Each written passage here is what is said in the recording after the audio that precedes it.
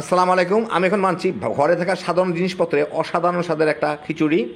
এটা কিন্তু লেটকা খিচুড়িও না কিংবা ভুনা খিচুড়িও না, মাঝামাঝি টাইপের একটু নরম টাইপের খিচুড়ি। তৈরি করা খুব সোজা।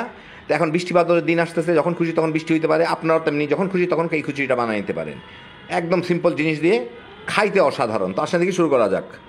আমি এখানে 2 কাপ নারিশের চাল নিয়েছি, সবচেয়ে কম দামিটা 75 টাকা করে কেজি। আর এখানে আধা কাপ মুসুর ডাল, আধা কাপ মুগ ডাল, দুইটা মিলে 1 কাপ। এগুলো আমি ভালো মতো ধুয়ে একটু পানিতে ভিজিয়ে রাখবো যতক্ষণ আমি অন্যান্য কাটাকাটিগুলো করি আর কি। আমি চুলায় একটা সসপ্যানে 1/3 কাপ, 1 কাপের 3 ভাগের 1 ভাগ তেল দিছি। আধা কাপ তেল দিলে ভালো হতো, আমি একটু কম তেলে রান্না করতে যাচ্ছি। যাই হোক, এর মধ্যে আমি 1 কাপের মতো পেঁয়াজ একটু মোটা মোটা মাঝারি টাইপের ফালি করে রাখছি, ওগুলা দিয়ে হাই হিটে একটু ভেজে নিব। পেঁয়াজটা বাদামি করার দরকার নাই, জাস্ট সাইডে যাতে একটু বাদামি দাগ লাগে।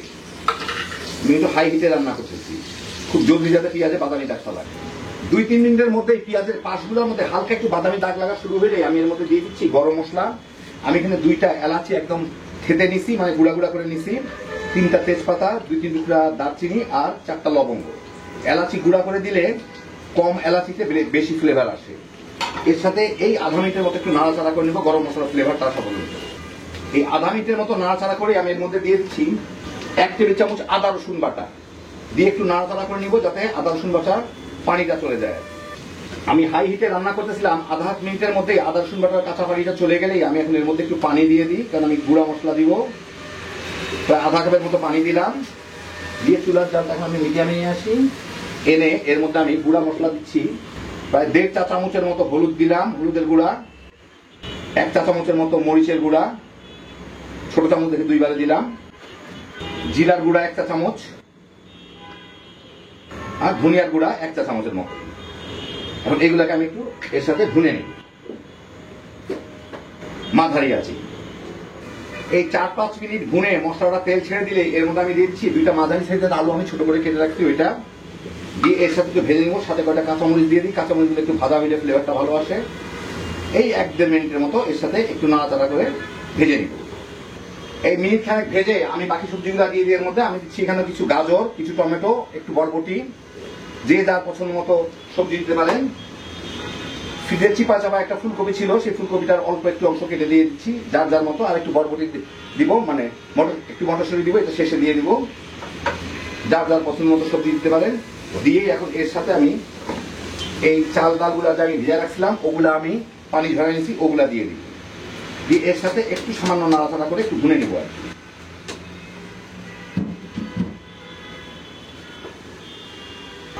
মিনিট 3-4 ভুনেই, মানে জাস্ট চালের অতিরিক্ত পানিটা শেষ হয়ে গেলে আমি এখানের মধ্যে পানি দিয়ে দিব। আমি এখানে 3 কাপ চাল ব্যবহার করছি, সেই জন্য আমি এর সাথে দিব 6 কাপ, আর সবজির জন্য 1 কাপ, 7 কাপ পানি আমি এখানে গরম রাখছি পাশের চুলায়, ওটা দিয়ে দিব এর সাথে। এর মধ্যে এর সাথে মিশাই দিব। একই সাথে আমি স্বাদ মতো লবণ দিয়ে দিব, দিয়ে একটু মিশাই খেয়ে দেখি লবণটা হইল না। লবণ ঠিক আছে। এখন এইটাকে আমি ঢেকে জাল দিব, হাইয়েই আছে ফ্লেমটা। এটা বড় কাছে পর্যন্ত অপেক্ষা করবো, মাঝে যে একবার নেড়ে দিব যাতে তলায় লেগে না যায়। ভালো মতো ফুটে উঠছে, এখন এটাকে আমি ভালো মতো আরেকবার মিশায় ঢেকেই জাল দিব, মাঝারি আছে, যতক্ষণ পর্যন্ত না পানিটা প্রায় শুকায় যায় আর কি।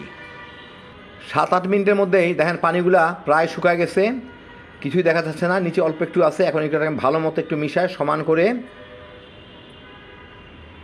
তারপরে ঢেকে একদম দমের মধ্যে রাখবো। চুলার জালটা সবচেয়ে কমে রেখে এটাকে আমি 20 মিনিট জাল দিব, এর মধ্যে ঢাকনা খুলবো না। দমে রেখে, মানে চুলার জালটা আমার সবচেয়ে কমে রেখে এটাকে 20 মিনিট জাল দিব, এর মধ্যে আর ঢাকনাটা খুলবো না। 20 মিনিট পরে দেখি কি অবস্থা, পানি টানি সব শুকায় গেছে। এখন আমি এর উপরে কতগুলো ধনিয়া পাতার কুচি দিব, কয়টা লাল মরিচ, সবুজ মরিচ দিয়ে দিই ফ্লেভারের জন্য, আর অল্প একটু মটরশুঁটি ছিল, ওটা আমার এমনি ছিল দেখে দিলাম, না থাকলে না দিলে কোনো ক্ষতি নাই। এখন এটা একটু ভালো মতো মিশাই দিব, কারণ উপরের চালগুলা কিন্তু কখনো পুরাপুরি সিদ্ধ হয় না, সেই জন্য এটাকে ভালো মতো নেড়ে মিশাই দিতে হবে উপর নিচ করে, যাতে এই ধনিয়া পাতা টাতাগুলাও মিশে আর চালগুলাও একটু ওলট পালট হয়ে যায়। তো ভালো মতো মিশাই দিলাম। এখন এইটাকে আমি ঢেকে রেখে দিব প্রায় 15 মিনিট, যাতে এর গরমেই 2-4টা চাল যদি সিদ্ধ না হয় তো সিদ্ধ হয়ে যাবে, আর ধনিয়া পাতার ফ্লেভারগুলোও চলে আসবে। একটু পরে আপনাদের আমি বেড়ে দেখাচ্ছি। তো এই দেখানো হয়ে গেল আমার দারুণ মজার খুব সহজে রান্না নরম খিচুড়ি। এটা লেটকা খিচুড়িও না, কারণ এটা কিন্তু ঠান্ডা হইলে আপনাদের গরম গরম আমি দেখাচ্ছি, ঠান্ডা হইলে কিন্তু একটু মানে ঝরঝরে হয়ে যাবে। আবার এটা একদম ঝরঝরে কিংবা ভুনা খিচুড়িও না, নর্মাল ঘরে থাকা সাধারণ জিনিসপত্রে রান্না করা। আপনার ইচ্ছা করলে যে কোনো সবজি দিতে পারেন, খুব সহজে তৈরি করা। দেখলেন তেমন করে ঘিটি আগরম বাগরম কোনো কিছু নাই। খাইতে যে কী মজা একবার বানালেই বুঝবেন।